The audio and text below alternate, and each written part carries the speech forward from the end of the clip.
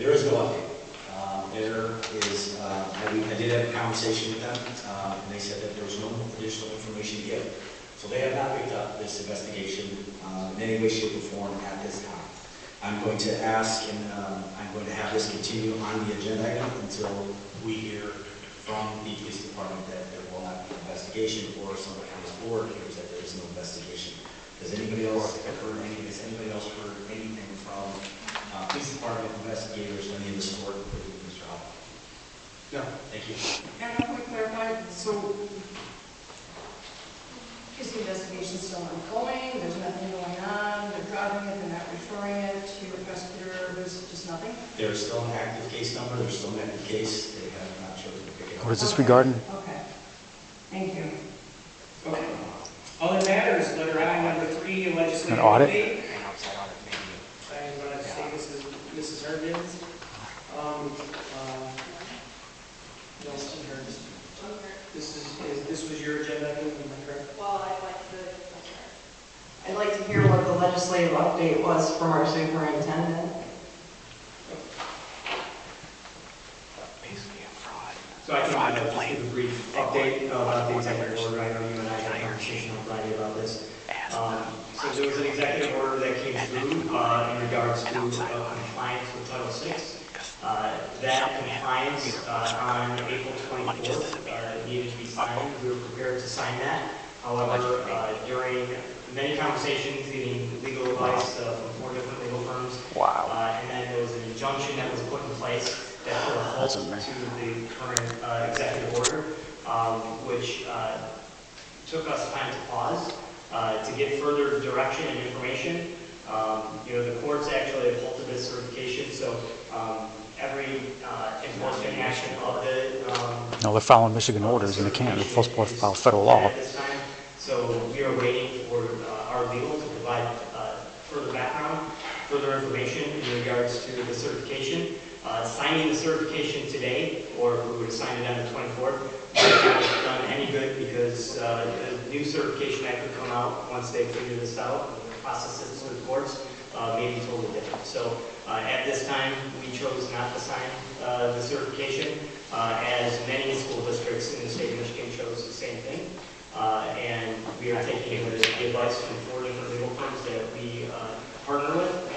And No, they're waiting for the lawsuit from the Attorney General is what they're doing. They're holding off. That's what they're not telling you. They're holding off is what they're doing. Board about this? But they want to keep that from the public, though. I did not consult the board on this. This is a compliance document. One of the things that we regularly do Covering their is, asses.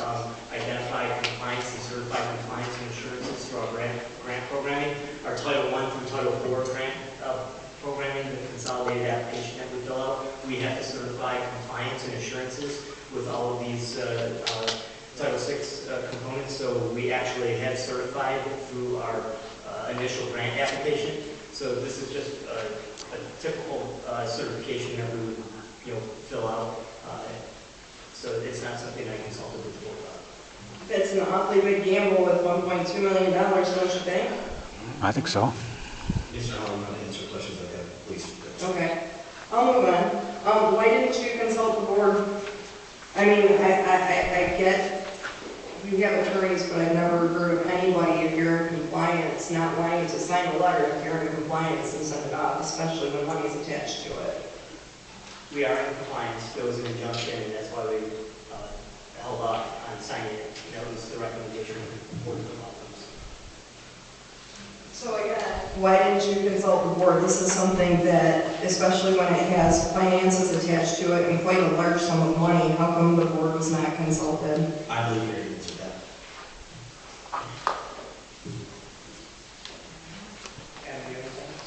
Hey, Mr. Howell, you made a few statements, or you were prepared to sign this if necessary, correct? That's accurate. Okay. Another thing I heard, that the courts have halted the certifications, which means there cannot be any enforcement action that's related to it. So there's no risk of losing federal funding whatsoever because the courts have halted the certification requirement. They have to be required to sign a document in order to have them take action against the requirement. This is being litigated. We have to let the litigation certification process take its appropriate steps, and then we will take appropriate action. Once this makes its way through the courts, we will most likely, again, no guarantee, we may see the same document, but we very well may see a different document. And again, on top of that, all of our law firms have made the same statement of no requirement to sign this document. So this isn't a conspiracy theory. This isn't us losing federal funding. This is something that we had no requirement to sign, even though we were prepared to sign it. And we are in compliance. So zero risk. Not in compliance with federal law. Because zero action can be taken on something that's being litigated. Jared? I just want to clarify, this is, as Keith has said, this is a compliance issue.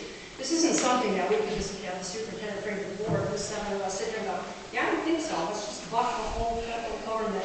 This is a nationwide issue with every single school district in every single state in the United States of America.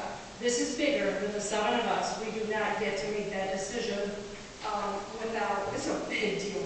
Anyone out there want to make a decision like this without legal counsel? Seriously? Yeah. If you're in compliance, why do we need legal counsel? Why is it so hard to sign a document to ensure funding?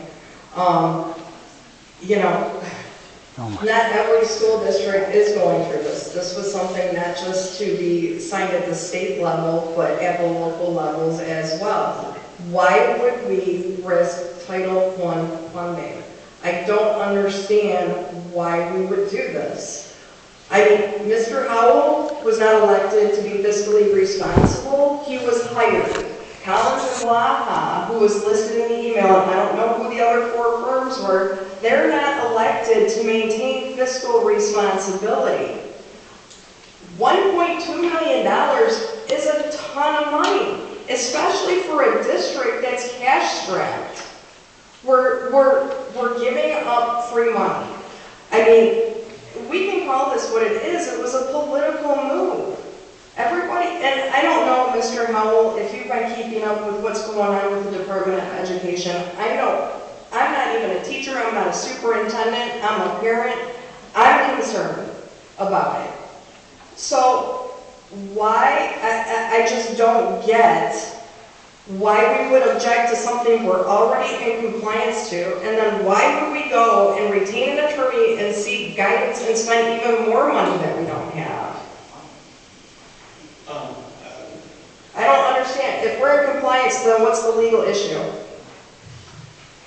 I'm sorry, it was next one, is that accurate? Yeah, that's your right. Again, to the same comment, courts have halted the certification requirement, so there is no requirement, and any enforcement related to it is halted. So using the word risk and risking money, there is zero risk, zero.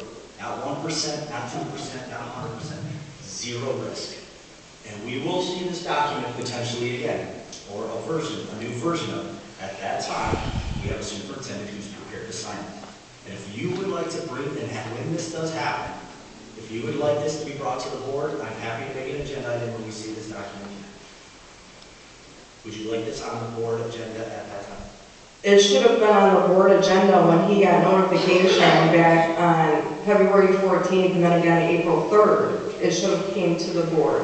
And you're 1 of 7, and if I'm gaining consensus from the board, the other board members don't feel like that. So at this time, I'm asking if you'd like this to be a board agenda item, we will make it that. It sounds like you'd like it to be. Well, as long as it doesn't get swept under the rug like everything else. There goes the council. Mr. Howell, you and I will work together to make sure that when you receive that document, it's on the board agenda. Thank you. Sharon, did you still want to speak? I did. Okay, so the board secretary, a lot of things come to me that get disseminated to the superintendent. He often already has a copy of it. So I saw this stuff and forwarded it to the superintendent. He has seen it. The attorneys came to us, just like they did to every other district in the state, just like Michigan Department of Education made a recommendation. It's not a question of us. We went out and sought legal counsel from not 1, but 4 different legal firms. They're advising their clients on a federal issue. We do grants, we've already certified. We're good to go. Okay? You can take on the whole U.S. government if you want to. I don't think that's a smart move. it's gonna happen, we're not losing any money, we're doing what we're supposed to do, and I think It's not, something this important and decide that the 7 of us know better than every stinking attorney who does school law and federal funding education money? That's nuts. can I rebut, Cheryl? First of all, it's not nationwide, it's 18 states, and I don't even believe that it covers the 6th district, which is Michigan is covered under. That's first and foremost. And our law firms have lost their mind. And let me tell you something, I'm not very... They went for the bar. If anybody would have been in our closed session and some of the absolutely ethical violations that the attorney we had in there made and accusations that she made, you wouldn't have any type of, That's type of confidence in it. right now. We're going to move on to various certifications here, please.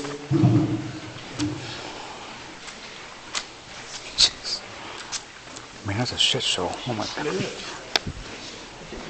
Got a mess here.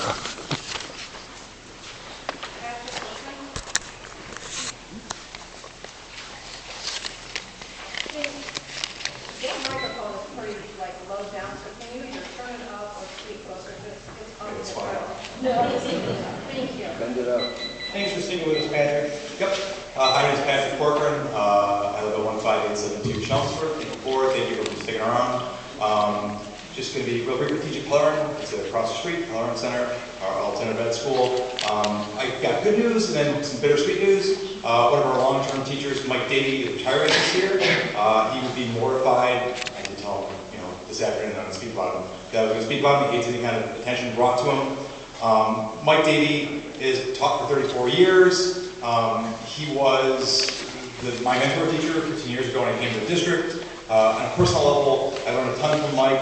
I Mr. buttoned up classroom management, and I thought Mike was going to be just like me. I was an MP in the Army, so I thought Mike's going to be Mr. Discipline and rules.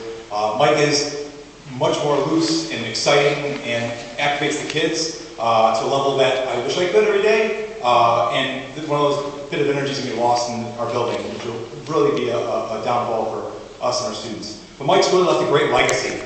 He should really be proud of the dedication he put in. He shows up every day at 4 or 4:30 in the morning to lesson plan, and he has first hour prep as well. I saw someone say, "Oh my God," that's what I said when Mike told me that too. I thought he was joking with me.